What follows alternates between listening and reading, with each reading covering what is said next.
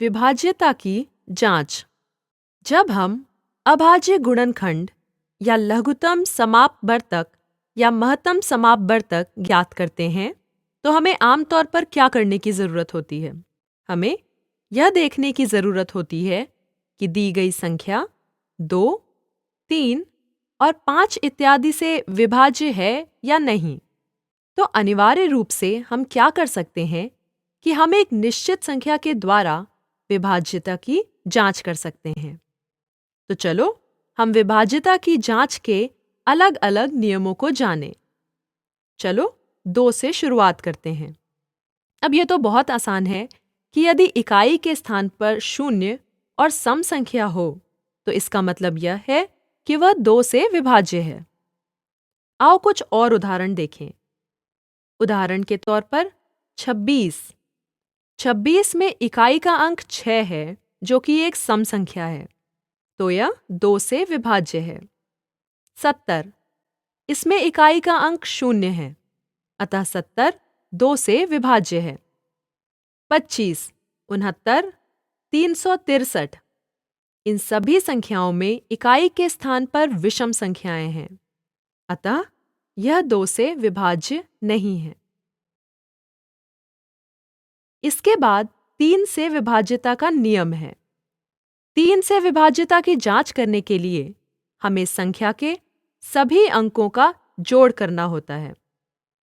3 से विभाज्यता की जांच करने के लिए हमें क्या करना चाहिए कि दी गई संख्या के अंकों का योग ले लें और देखें कि वह संख्या 3 से विभाज्य है या नहीं। चलो कुछ उदाहरण देखते हैं। 27, 2 जमा 7। इसके अंकों को जोड़ लें। 2 जमा 7 जवाब है 9। 9 3 से विभाज्य है और इसीलिए 27 3 से विभाज्य है। इसी तरह 324। 3 जमा 2 बराबर 5। 5 जमा 4 बराबर 9। 9 3 से विभाज्य है, इसलिए 324 3 से विभाज्य है। अब 83 के संदर्भ में 8 जमा 3 बराबर 11। 11 3 से विभाज्य नहीं है, इसलिए 83 भी 3 से विभाज्य नहीं है। 1000 में अंकों का जोड़ 1 है, इसलिए यह भी 3 से विभाज्य नहीं है। अब 4 से विभाज्यता का नियम देखो। हमें यहाँ क्या करना है कि अंतिम 2 अंकों की जांच करेंगे।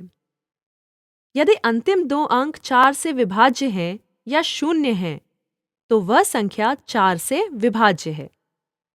अब 100 के संदर्भ में अंतिम 2 अंक 0 है, इसलिए यह 4 से विभाज्य है। 264 के संदर्भ में अंतिम 2 अंक 64 हैं। क्या 64 4 से विभाज्य है? हाँ। क्यों? क्योंकि 16 गुना 4 64 होता है, इसलिए 264 4 से विभाज्य है। अब 150 को देखते हैं। यह एक सम संख्या है। इससे लगता है कि यह 4 से विभाज्य है, परंतु ऐसा है नहीं।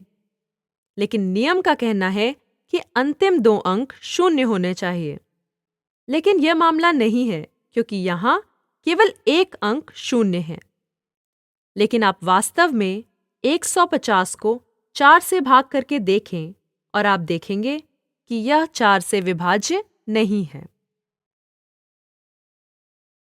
अब 5 से विभाज्यता का नियम। यह बहुत ही आसान है। यह 5 के पहाड़े की तरह है, जैसे 5, 10, 15, 20, 25 इत्यादि। इसलिए आपको क्या करने की जरूरत है कि आपके पास इकाई का अंक 0 या 5 होना चाहिए, तब वह संख्या 5 से विभाज्य होगी। यहाँ पर कुछ उदाहरण हैं। 45, 475, 2000 इत्यादि। 53, 566 आदि 5 से विभाज्य नहीं है। अब 6 से विभाज्यता का नियम। अगर संख्या 2 और 3 दोनों से विभाज्य है, तभी वह 6 से विभाज्य होगी। चलो कुछ उदाहरण देखते हैं। 132। 132 एक सम संख्या है। 2 इकाई के स्थान पर है, इसलिए यह 2 से विभाज्य है।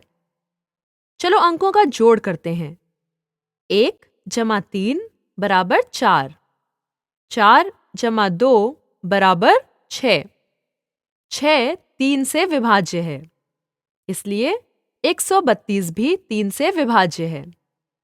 इसलिए यह 2 और 3 दोनों से ही विभाज्य है, अतः यह 6 से भी विभाज्य है। आओ अब 99 को देखें। 99 3 से विभाज्य है, क्योंकि इसके अंकों का जोड़ 18 है। लेकिन यह सम संख्या नहीं है और ना ही यह 2 से विभाज्य है, इसीलिए 99 6 से विभाज्य नहीं है। अब 130 एक सम संख्या है। यहाँ पर 0 इकाई के स्थान पर है, अतः यह 2 से विभाज्य है। चलो अब अंकों को जोड़ लें। 1 जमा 3 बराबर 4। ये 4 3 से विभाज्य नहीं है, इसलिए यह संख्या 3 से विभाज्य नहीं है। इसका मतलब यह हुआ कि संख्या 6 से विभाज्य नहीं होगी। अब आओ विभाज्यता की जांच के कुछ और नियमों को देखें। क्या संख्या 8 से विभाज्य है, यह जानने के लिए हम क्या करते हैं? संख्या के अंतिम 3 अंकों को ले लें और देखें कि क्या ये 8 से विभाज्य है या फिर क्या वो 0 है। अब 1000 के संदर्भ में अंतिम 3 अंक 0 हैं, इसलिए यह 8 से विभाज्य है। 1360 के संदर्भ में हमें अंतिम 3 अंकों को देखना है। 360। 8 का यह विशेष नियम वास्तव में बड़ी बड़ी संख्याओं के लिए बहुत लाभदायक है, क्योंकि आप अंतिम 3 अंक की जांच कर रहे हैं। आप वास्तव में अंतिम 3 अंक ले सकते हैं। इसको 8 से भाग करने का प्रयत्न करें और इसके आधार पर आप बड़ी संख्याओं के बारे में बता सकते हैं। अब 1360 के संदर्भ में अंतिम 3 अंक यानी 360 हैं। 360 8 से विभाज्य है। आप वास्तव में इसकी जांच कर सकते हैं, इसलिए यह संख्या भी 8 से विभाज्य है। 1020 के संदर्भ में अंतिम 3 अंक 0, 2, 0 हैं। 20 8 से विभाज्य नहीं है, अतः 1020 8 से विभाज्य नहीं है। 9 से विभाज्यता का नियम। यह 3 के विभाज्यता के नियम जैसा ही है। यदि संख्या के अंकों का जोड़ 9 से विभाज्य है, तो वह संख्या 9 से विभाज्य होगी। मान लो 81। 8 जमा 1 बराबर 9। 9 9 से विभाज्य है। 1143।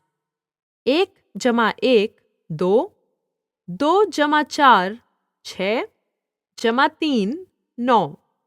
इसलिए जोड़ 9 से विभाज्य है, अतः संख्या 9 से विभाज्य है। अब 649 को ले लें।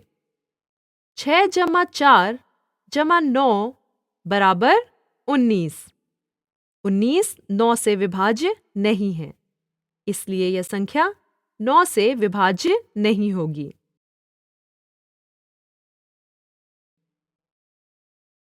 10 से विभाज्यता का नियम। ये तो फिर से बहुत आसान है। 10 के पहाड़े की तरह संख्या का इकाई अंक 0 होना चाहिए। यहाँ पर कुछ विभाज्य और अविभाज्य संख्याओं के उदाहरण हैं। 12 से विभाज्यता का नियम। यदि संख्या 3 और 4 से विभाज्य है, तो वो संख्या 12 से भी विभाज्य होगी। यहाँ कुछ उदाहरण हैं, जैसे 132 और 96 12 से विभाज्य हैं, क्योंकि यह 3 और 4 दोनों से विभाज्य हैं। 100 4 से विभाज्य है, लेकिन 3 से नहीं, अतः यह 12 से विभाज्य नहीं होगा। 15 से विभाज्यता का नियम। 15 के लिए आप 3 और 5 से विभाज्यता की जांच करें। यदि आप 90 को देखें तो यह 3 और 5 दोनों से विभाज्य है, जबकि 130 सिर्फ 5 से विभाज्य है, 3 से नहीं। इसलिए यह 15 से विभाज्य नहीं होगा। अतः यह कुछ नियम व युक्तियां हैं जिनको आप विभाज्यता की जांच के लिए प्रयोग कर सकते हैं। मुख्यतः जब आप अभाज्य गुणनखंड या लघुत्तम समापवर्तक या महत्तम समापवर्तक ज्ञात कर रहे हों।